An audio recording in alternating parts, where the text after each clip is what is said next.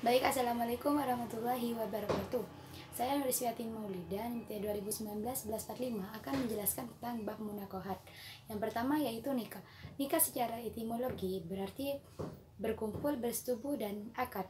Secara terminologi, nikah adalah suatu akad yang mengandung unsur pembolehan dalam melakukan hubungan badan dengan terlebih dahulu mengucapkan lafaz nikah antara keduanya. Pernikahan dapat berubah hukum berdasarkan situasi dan kondisi menjadi 5 bentuk. Yang pertama, wajib. Dihukumi wajib bagi orang yang sudah mampu menikah. Yang kedua, sunnah. Sunnah bagi orang yang nafsunya telah mendesak dan mempunyai kemampuan untuk menikah. Yang ketiga, haram. Haram bagi orang yang tidak mampu memenuhi kebutuhan keluarga untuk menafkahi kepada calon istrinya. Makruh. Makruh bagi orang yang lemah syahwat dan tidak mampu memberi nafkah kepada calon istrinya. Yang terakhir yaitu mubah. Mubah bagi orang yang tidak terdesak oleh alasan-alasan yang diwajibkan untuk segera menikah. Nikah dalam Islam di sini sangat penting, sangat dianjurkan karena pernikahan mendatangkan banyak kelebihan dan kebaikan di dalamnya. Di sini saya akan menjelaskan tentang rukun nikah. Yang pertama, syarat yang harus dipenuhi oleh pengantin.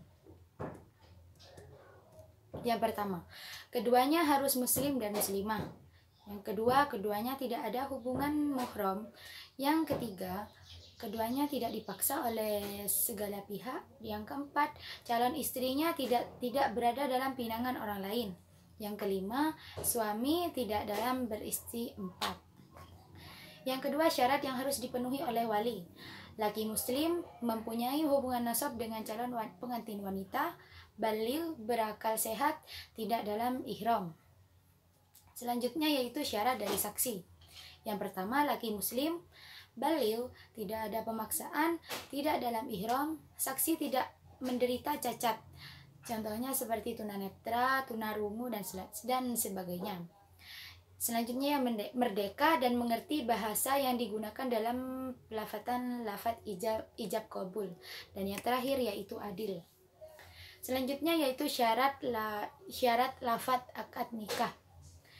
Adanya pernyataan perkawinan dari wali. Yang kedua, adanya pernyataan penerimaan dari calon suami.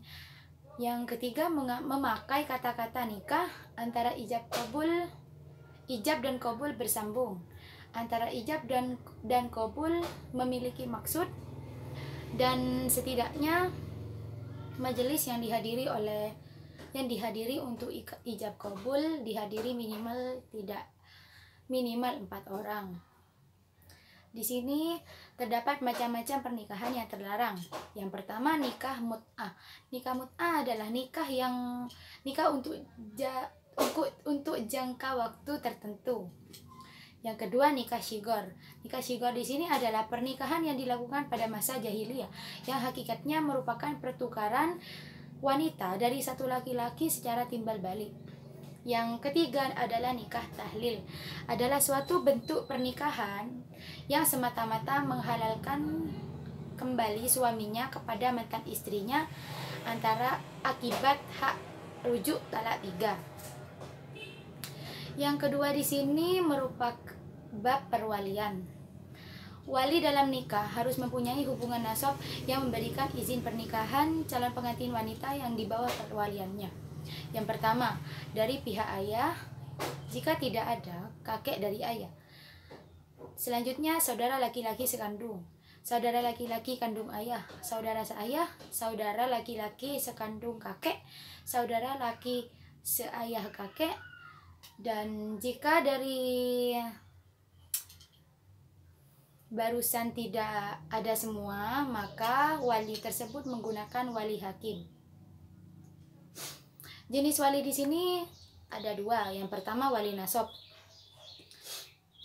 Wali nasab adalah lelaki muslim yang mempunyai hubungan darah dengan calon pengantin wanita.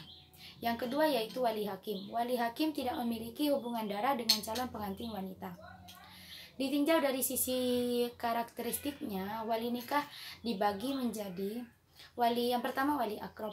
Wali akrob adalah wali yang dekat nasabnya dengan calon pengantin wanita seperti ayah dan kakek sekandung yang memiliki kekuasaan untuk mengawinkan cucu mereka. Atau wali yang kedua yaitu wali mujibir, adalah wali yang berhak menikahkan orang yang diwalikan tanpa meminta pendapat terlebih dahulu. Yang ketiga yaitu wali adal. Wali adal adalah wali yang enggan untuk menjadi wali pernikahan calon pengantin wanita yang diwakilkan kepadanya karena sesuatu sebab terhadap status calon suaminya. Yang keempat yaitu wali goib. Wali goib adalah wali yang tidak bisa hadir dalam acara pernikahan ijab dan qabulnya. Yang ketiga yaitu al-muharramat, merupakan istilah yang ditujukan untuk menyebutkan wanita-wanita haram wanita-wanita haram dinikahi oleh seorang laki-laki sepanjang hidupnya. Wanita haram di sini dibagi menjadi dua. Yang pertama, haram dinikahi selamanya.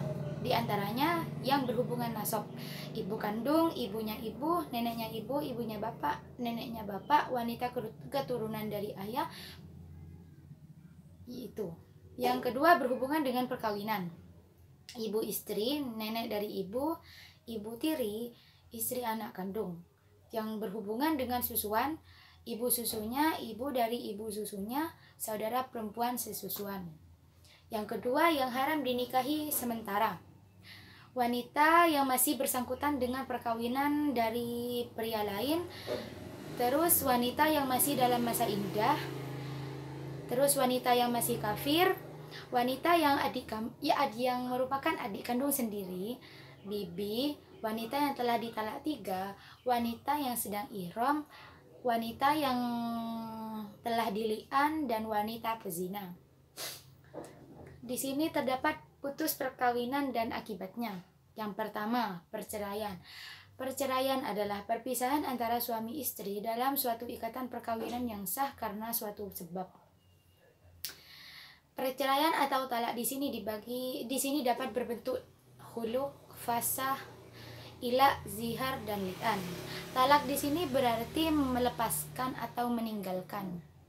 Adapun pembagian dari talak, yang pertama talak tanjis dan taklik talak adalah talak ini disebabkan pernyataan suami kepada istrinya bahwa mereka bercerai baik lisan maupun tulisan secara sengaja. Yang kedua talak sunni dan talak bid'i. Talak sunni di sini talak yang berproses sesuai dengan aturan agama. Talak bid'i adalah talak yang menyalahi ketentuan dari agama. Yang ketiga yaitu talak raj'i dan talak bain. Talak raj'i di sini adalah talak yang dijatuhkan suami kepada istrinya yang memungkinkan mereka berdua untuk kembali sebagai status suami istri. Yang terakhir yaitu talak bain. Talak bain adalah talak yang dijatuhkan dijatuhkan kepada yang ketiga kalinya. Talak bain di sini dibagi menjadi 2, talak bain sugro dan talak bain kubro. Putusnya perkawinan yang kedua adalah kematian, dan yang terakhir adalah putusnya pengadilan. Sekian penjelasan munakohat dari saya. Mohon maaf jika ada salah kata. Wassalamualaikum warahmatullahi wabarakatuh.